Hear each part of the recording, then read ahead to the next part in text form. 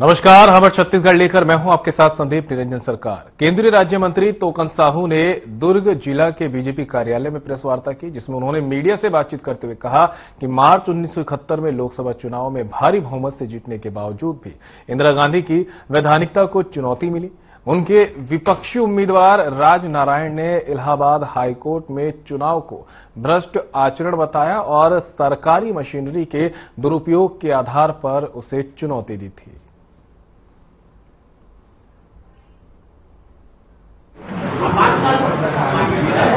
आज हम सब लोग उस तारीख रात को याद करने के लिए उपस्थित हुए हैं जब इस देश में लोकतंत्र की हत्या हुई थी। कांग्रेस पार्टी की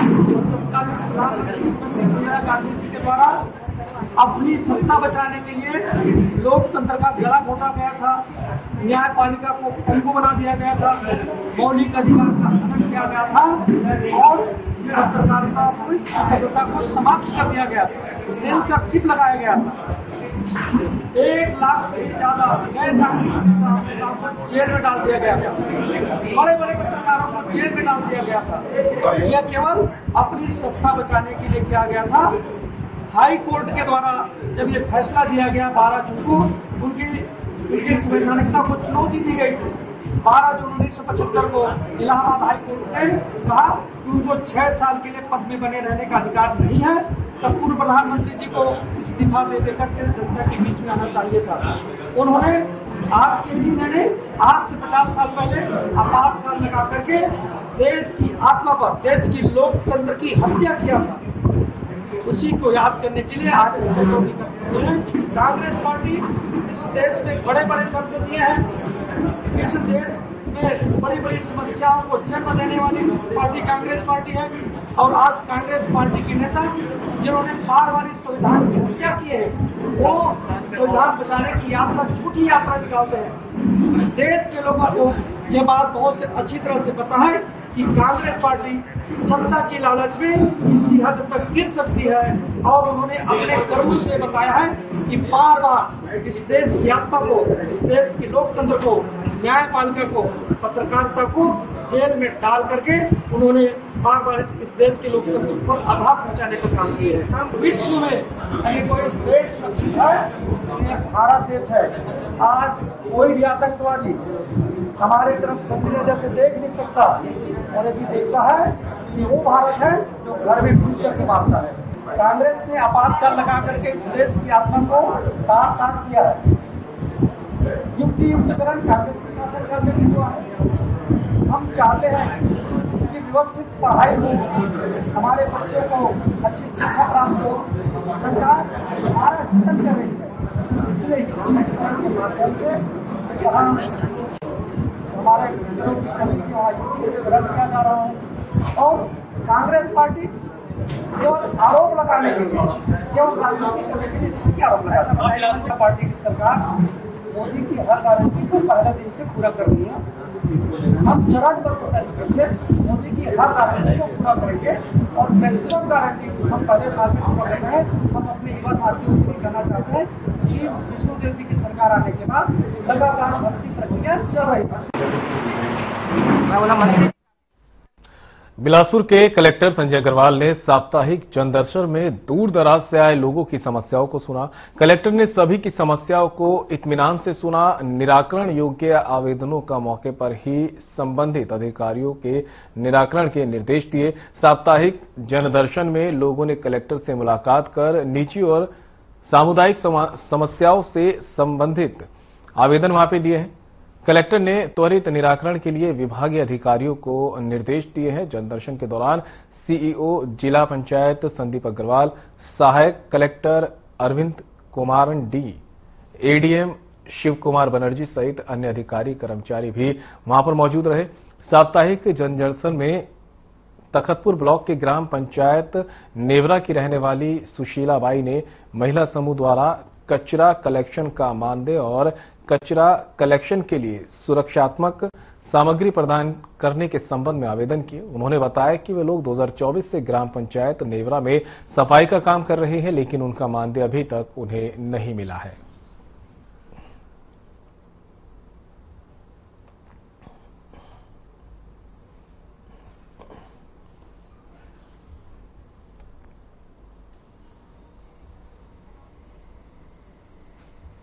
मुंगेली क्षेत्र में लगातार बाइक चोरी की वारदातें सामने आने पर पुलिस अधीक्षक भोजराम पटेल ने चोरों और चोरी की बाइकों का पता लगाने के लिए थाना चौकी प्रभारियों और साइबर सेल को सख्त निर्देश दिए, जिसे लेकर पुलिस टीम का गठन किया गया। वाहन चोर गिरोह की तलाश के दौरान जिले के संदिग्ध लोगों की गतिविधियों पर भी कड़ी नजर रखी जा रही है। इस दौरान साइबर सेल को मुखबिर की सूचना पर जानकारी मिली थी कि गांव पदमपुर फुलवारी की तरफ तिफरा निवासी एक बाइक को बेचने की फिराक में ग्राहक की तलाश में है, जिस पर कार्रवाई करते हुए पुलिस ने गांव फुलवारी में कोरियापारा मन्नाडोल तिफरा बिलासपुर के रहने वाले नीलेश उर्फ वेद प्रकाश को होंडा ड्रीम युगा बाइक के साथ पकड़ा है। बाइक के संबंध में पूछताछ करने पर वो संतोषजनक जवाब नहीं दे सका, जिस पर पुलिस ने उसे हिरासत में लेकर पूछताछ की, जिसमें उसने अपने साथियों के साथ नाम का खुलासा किया।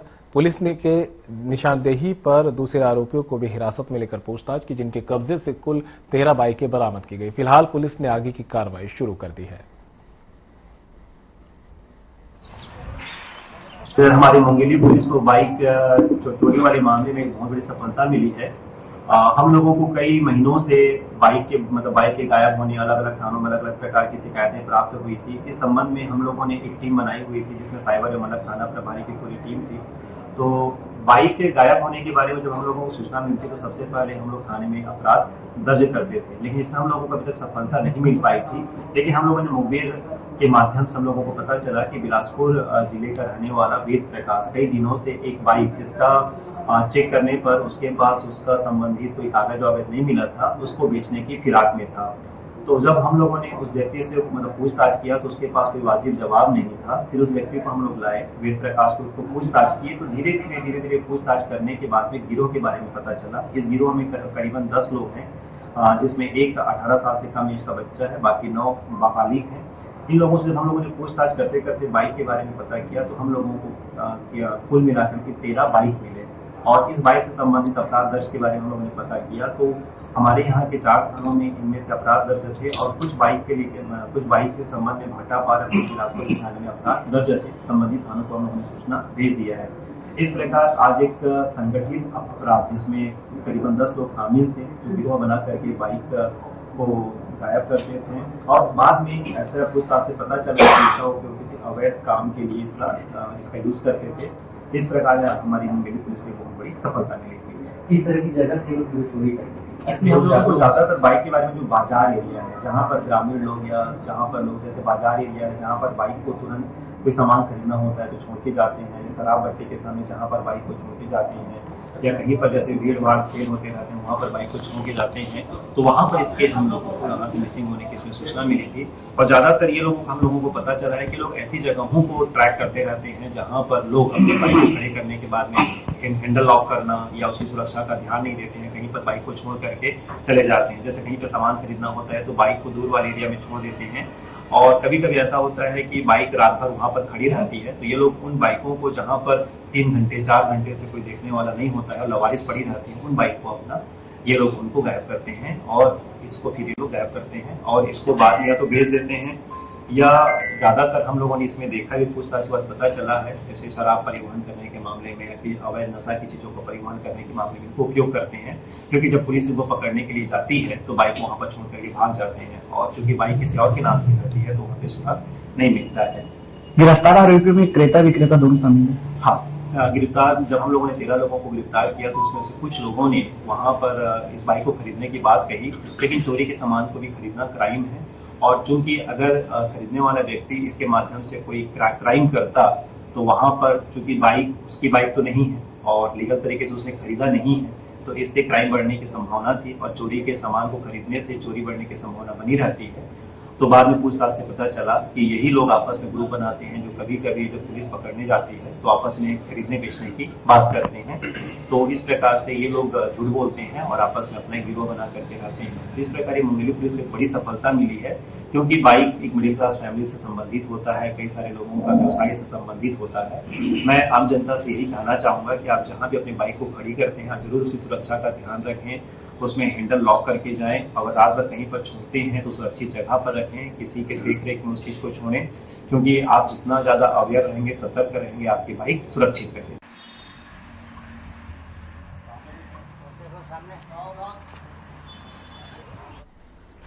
बिलासपुर में वरिष्ठ पुलिस अधीक्षक रजनीश सिंह ने बिलासपुर जिले में चेतना अभियान के 7वें चरण को समाज के वरिष्ठ नागरिकों को समर्पित किया।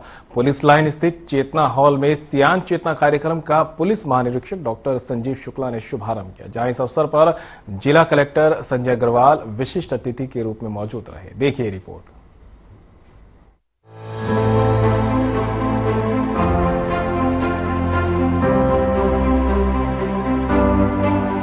बिलासपुर जिले में चेतना अभियान के 7वें चरण को समाज के वरिष्ठ नागरिकों को समर्पित कर दिया गया है। पुलिस लाइन स्थित चेतना हॉल में सियान चेतना कार्यक्रम का आयोजन किया गया और इस दौरान पुलिस महानिरीक्षक डॉक्टर संजीव शुक्ला ने सियान चेतना कार्यक्रम का शुभारंभ किया, जहां इस अवसर पर जिला कलेक्टर संजय अग्रवाल विशिष्ट अतिथि के रूप में मौजूद रहे। छत्तीसगढ़ वरिष्ठ नागरिक कॉन्फेडरेशन के सभी पदाधिकारी भी इस कार्यक्रम में बढ़ चढ़कर हिस्सा लिया। वहीं विश्व वरिष्ठ नागरिक उत्पीड़न निवारण जागरूकता दिवस के अवसर पर वरिष्ठ नागरिकों की सुरक्षा एवं जागरूकता करने की अनोखी पहल शुरू की गई। बहुत से हमारे वरिष्ठ जन हैं, उनको एक तो प्रॉब्लम उनके साथ बात करने वाले लोग नहीं है, अकेलापन जो है उनको लगता है, तो उसको कैसे हम दूर कर सकते हैं। ये एक हमारे सामने एक मोटिव आया, साथ में उनके एक साथ बैठने की जगह, उनको एक साथ इकट्ठे होने के लिए, प्लस उनके अनुभव को कैसे समाज तक पहुंचाया जाए। ये एक दिशा सोचने लायक विषय है जिन पर हमको और विचार करना है और उसको ग्राउंड लेवल पर कैसे इम्प्लीमेंट कर सकते हैं, सेतु प्रयास करना। परिवेश, परिस्थितियां और फिल्म, आपको लगता है ये भी एक कारक है इसके लिए? बिल्कुल, परिवेश, परिस्थितियां सभी इस चीज के कारक हैं, क्योंकि अभी जैसे अलग अलग जनरेशन हैं, आज के बच्चों की संख्या भी कम है। पहले पूरा संयुक्त परिवार होता था, अब एकल परिवार है, और पढ़ाई की ओर सभी पेरेंट्स खुद ही बच्चों को अच्छा मोटिवेट करते हैं, साधन सुविधाएं उपलब्ध कराते हैं, भले कितना कॉम्प्रोमाइज करना पड़े, लेकिन बच्चों को बड़े बड़े स्कूलों, अच्छे कॉलेजेस में बॉम्बे, दिल्ली भेज करके बड़े कॉलेजेस में पढ़ाते हैं। और जब बच्चे वहाँ पढ़ लेते हैं तो वहाँ जब वो अच्छे माहौल में पढ़ते हैं, अच्छे IT सेक्टर्स और जगह वो पढ़ लिख लेते हैं, तो उनकी जॉब भी उनके अनुरूप ही होती है। तो जैसा वो पढ़ाई करते हैं, बाहर जॉब करते हैं, तो फिर पेरेंट्स फिर अकेले हो जाते हैं। पूरी उम्र भर मेहनत वो बच्चों के लिए करते हैं, बच्चों को बाहर भेज करके वो फिर अकेले हो जाते हैं। तो वो परिस्थितियां तो हैं। अब बच्चे भी उसमें जब बाहर रहते हैं तो वो अपने कामों में भी इतने व्यस्त होते हैं, आज की भाग दौड़ और कॉम्पिटिशन्स इतने हैं कि वो उसमें व्यस्त हो जाते हैं, और अपने आप को जो है इस समाज की दौड़ में एक सही जगह पे रखने के लिए उनके ऊपर प्रेशर होता है। तो वो समय निकाल के जो अपने बुजुर्गों, परिजनों के साथ रहना चाहिए, वो चीजें नहीं हो पाती हैं। और ज्यादा बच्चे और पढ़ लेते हैं तो विदेश चले जाते हैं, तो वहां से आना और मुश्किल होता है। तो ये सारी परिस्थितियां हैं जिसको कि जो है जिसके कारण ये हमको ये उत्पीड़न वर्ड जैसा चीजें अब आ रही हैं, क्योंकि वो अकेलापन है। तो उसमें दोनों को समझने की जरूरत है, समाज में ऐसा माहौल बनाने की जरूरत है कि जो लोग यहाँ हैं वो लोग ही मिल करके उनके बच्चों की भूमिका निभाएं, उनके साथ उनको समय दें, उनके साथ उनके अनुभव शेयर करें और उनको वो पारिवारिक माहौल यही मिल जाए। हाँ, देखिए, बहुत सही सवाल है आपका कि कोई भी उत्पीड़न होता है, चाहे बच्चों का हो, महिलाओं का हो, अभी बुजुर्गों की बात हो रही है, तो इसको उसके ऊपर जागरूकता हमको लगता है कि आम जनता को और खासकर युवा को कानून की जानकारी बहुत जरूरी है। अगर कानून की जानकारी नहीं होगी तो उनको लगेगा हम इसको सहज उसमें कर रहे हैं। जैसे हम बच्चों को मारते हैं या महिलाओं के साथ बदतमीजी होती, तो लगता है ये तो समाज में चलता है ये सब। तो कानून की जानकारी बहुत सही है। दूसरा है कि संवेदनशील बनाना उनको, यानी बचपन से हम लोग जरूर बोलते हैं माँ संस्कार देती है, पर माँ और पिता को भी अपना आपस का व्यवहार ऐसा रखना चाहिए कि वो इस तरह से लगे कि वो बराबर उनका सम्मान कर रहे हैं आपस में एक दूसरे का, पिता पत्नी, पिता माँ का, माँ पिता का। तो ये चीजें बच्चों को बचपन से अगर वो देखती आए कि बचपन में हमारे घर में ऐसा होता है, अगर वो बहन के साथ कुछ बदतमीजी कर रहा, दादी के साथ कुछ बदतमीजी, तो उसको वहीं पर टोका जाए और वहीं पर कहा जाए कि भाई ये गलत है। बहन छोटी है तो सब बहन को तुम कुछ भी बोल दो, ऐसा नहीं चलेगा। तो मुझको लगता जो हमारा प्रारंभिक स्कूल है, माँ है, परिवार है, पिता है, घर है, वहां से उनके तथाकथित संस्कार में ये बातें डालना चाहिए और बार बार ये बोलना चाहिए कि ये गलत है। ये सब हम लड़की देर रात से लौटती है, वो बोलते हैं कहाँ थी 8 बजे तक, लड़का 10 बजे रात को लौटता, उससे कभी बेटे से नहीं पूछते। अब ये है कि सवाल भी ये करे कि बेटा भी क्यों देर रात तक रहे, और जहाँ कोई किसी भी तरह के उत्पीड़न की बात कर रही हूँ जहाँ तक बुजुर्गों के उत्पीड़न की बात है, तो जब तक उनको लगता है अब ये बेकार हो गए हैं, अब इनकी कोई उपादेयता नहीं, तो उनका जो अभी यहाँ पर काफी बातें हुई हैं कि उनके पास जो अनुभव है उससे सिखाना, यानी जो जिस व्यक्ति ने लैंप पोस्ट को रोज जलाते हुए देखा है, वो कितनी चीजों को देख के आया, तो उनके अनुभव से लाभ उठाना और फिर से दादी नानी के किस्से जो हैं, दादा नाना के किस्से जो हैं, बच्चों को सुनाना शुरू करना चाहिए। जी, मैं जहाँ तक मेरा अपना अनुभव और विचार है कि आपने जो कहा वो बिल्कुल 100% सही है कि आधुनिक जो सिनेमा है तो इसका बहुत ही मतलब नकारात्मक प्रभाव पड़ा है हमारे समाज पर और परिवार पर, बच्चों पर। और जैसे कि हम जानते हैं कि साहित्य, समाज और सिनेमा, इन तीनों में एक बहुत गहरा और नजदीक का रिश्ता है। तो जैसा हमारा साहित्य होता है वैसा समाज होता है, जैसा समाज होता है वैसा ही सिनेमा होता है। तो हमको किसी एक को हम अगर दोषी ठहराएं तो ये भी सही नहीं है। तो हम जो पहले जो हमारे सामाजिक मूल्य और प्रतिमान थे और हम आज देखिए कि आज हमारे सामाजिक मूल्य और प्रतिमान क्या है, तो इनमें बहुत ज्यादा अंतर है। तो ये अंतर क्यों आया, कैसे आया? तो ये बदलाव किस कारण हुआ? यही ना कि साहित्य बदल गया, सिनेमा बदल गया। और साहित्य और समाज तो बिल्कुल जो हमारे समाज के और हमारे आधारभूत स्तंभ हैं, जिसे हम मतलब सीखते हैं, समझते हैं। तो ये जब यही तार हो जाएगा तो फिर समाज कैसे समझेगा? तो जैसा साहित्य पढ़ेंगे दिमाग में बच्चों के वैसे ही आएगा। जो आप सिनेमा दिखा रहे हैं, जो परोस रहे हैं चंद पैसे कमाने के लिए, तो बच्चों पे तो वो बुरा प्रभाव पड़ेगा, बुरा असर होगा ही होगा। बच्चे क्या, ये तो बड़े में भी ये आ जाती हैं भावनाएं।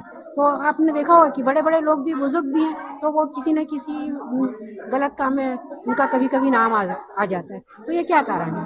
तो ये बहुत जरूरी है कि हम सिर्फ एक पहलू पे नहीं, हम हर पहलू पे ध्यान देना हमारा जरूरी है। और पहले हमारे बच्चे क्या, और हम लोग अपने नाना नानी दादा दादी की कहानियां सुनते थे। आज हम अपने बच्चों को क्या दिखा रहे हैं? Cartoon show, Mickey Donald, Tom and Jerry, तो जिसमें बच्चा एक दूसरे को सताना अपने जन्मसिद्ध अधिकार मान बैठा है कि उसको मारो, उसको पीटो, वो फिर ठीक हो जा रहा है, दौड़ो भागो। तो ये हम अपने बच्चे को क्या कर रहे हैं? खाना नहीं खा रहा है, जिद कर रहा है, उसको मोबाइल दे रहे हैं उसके हाथ में। खाना खिला रहे हैं तो हम उसको क्या खिला रहे हैं? हम उसको पौष्टिक आहार कहाँ खिला रहे हैं?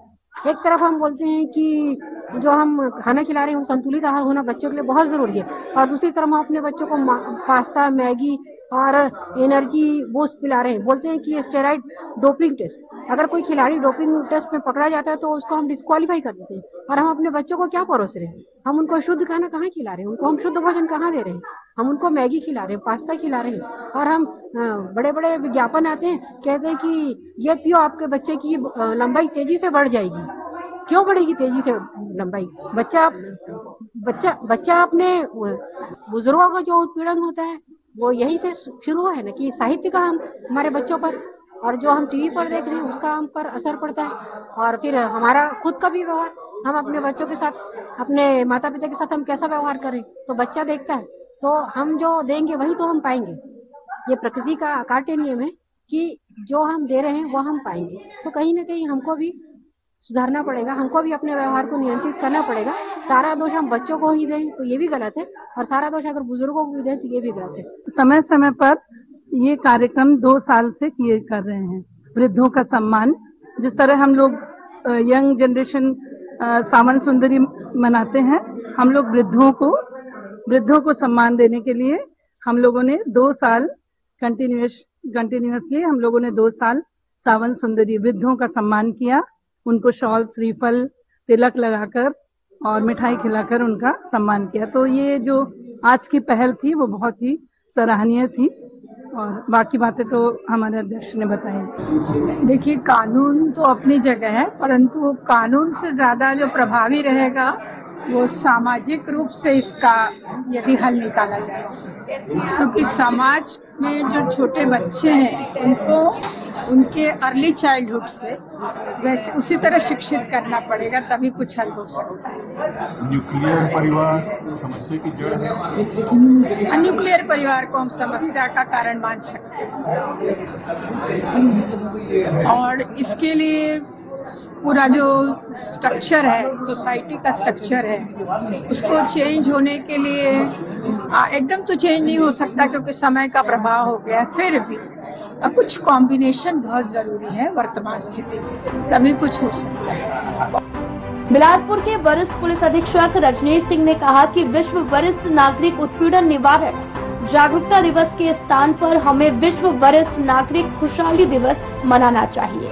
हम सभी को ये प्रयास करना चाहिए कि किसी भी वरिष्ठ नागरिक के साथ किसी प्रकार का उत्पीड़न ना हो। जिले में 1 महीने तक लगातार वरिष्ठ नागरिकों की जागरूकता, उनकी सुरक्षा हेतु सियान चेतना कार्यक्रम चलाने की घोषणा की है और वरिष्ठ नागरिकों की समस्याओं पर विस्तार से चर्चा की गई। चर्चा के दौरान वरिष्ठ नागरिकों ने भी अपने विचार व्यक्त किए, जिसमें ह्यूमन लाइब्रेरी, सियान चेतना केंद्र जैसे नए कॉन्सेप्ट भी उभर कर सामने आए। भारतीय संस्कृति पाश्चात्य संस्कृति से बिल्कुल भिन्न है।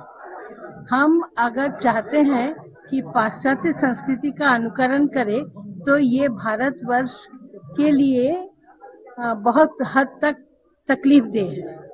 इसलिए मुझे लगता है भावनात्मक रूप से परिवार की संरचना भारतीय परिवेश में ही संभव है, जहां ये स्थिति बुजुर्ग अलग रहे ये वाली बात नहीं थी और न ही होनी चाहिए। इसके लिए भावनाओं को प्राधान्यता देते हुए और बुजुर्गों के ऊपर ये बात रहे कि वो अकेले नहीं है।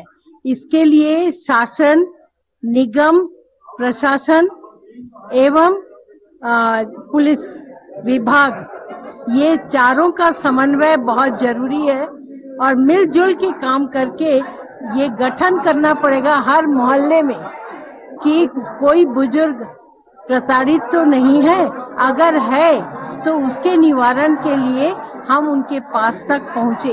ये बहुत लंबी लड़ाई है, ये बहुत लंबा एक प्रावधान होना चाहिए और इसमें सबको एक साथ मिलके जुटना है, क्योंकि है तो समस्या दिनों दिन बढ़ती जा रही है, दिनों दिन बढ़ती जा रही है। एक बात जरूर कहना चाहूंगा कि विश्व का पहला आश्चर्य न तो चीन की दीवार है और न ताजमहल। इस भारतवर्ष में आरटीआई के तहत मेरे पास आंकड़े उपलब्ध हैं। 78 लाख लोगों को, जो कि केंद्र के कर्मचारी और अर्धशासकीय कर्मचारियों को पेंशन जो कम दिया जा रहा है, इस बारे में मोदी जी से बार बार डिमांड की जा चुकी है और इसलिए अपन बहुत जरूरी है कि उस पर यह करें।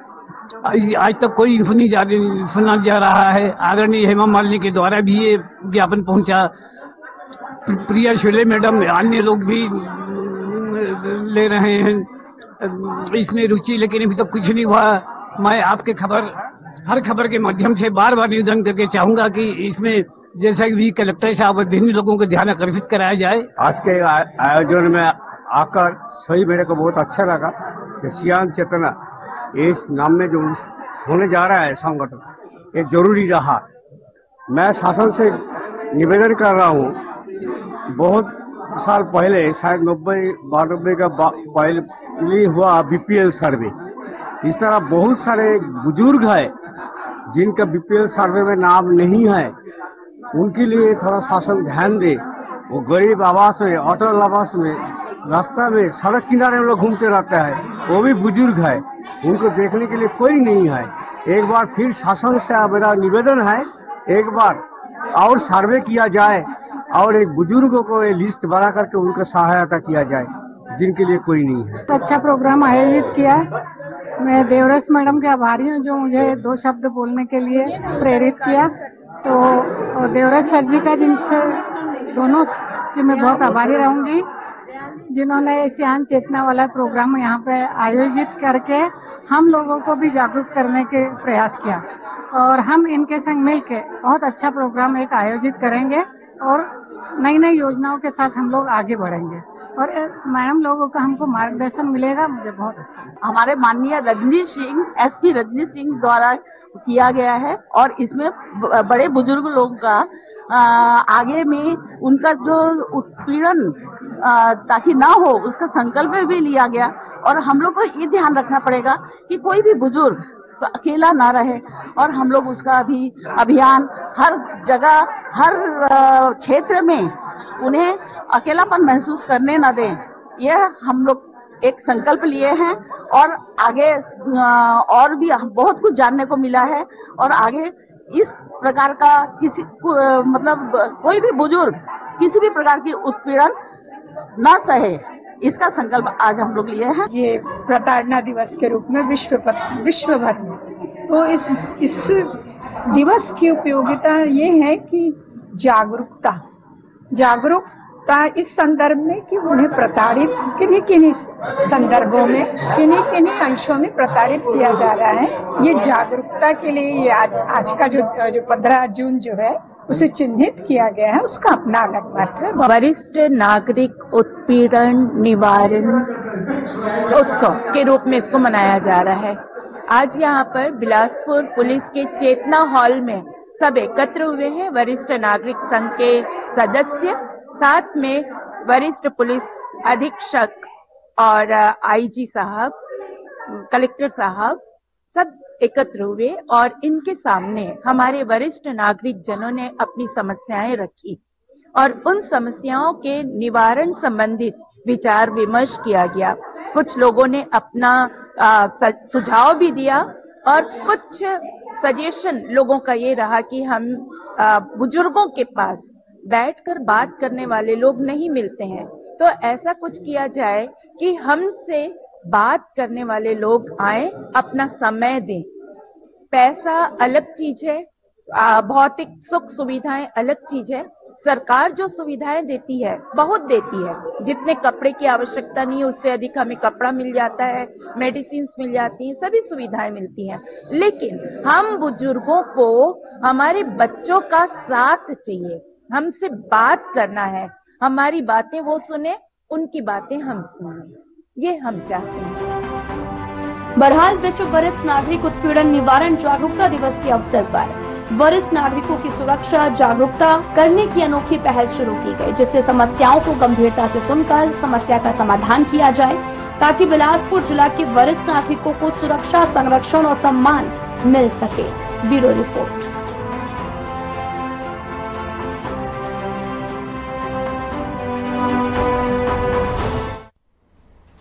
और अमर छत्तीसगढ़ में मेरे साथ इतना ही। मुझे दीजिए इजाजत। नमस्कार।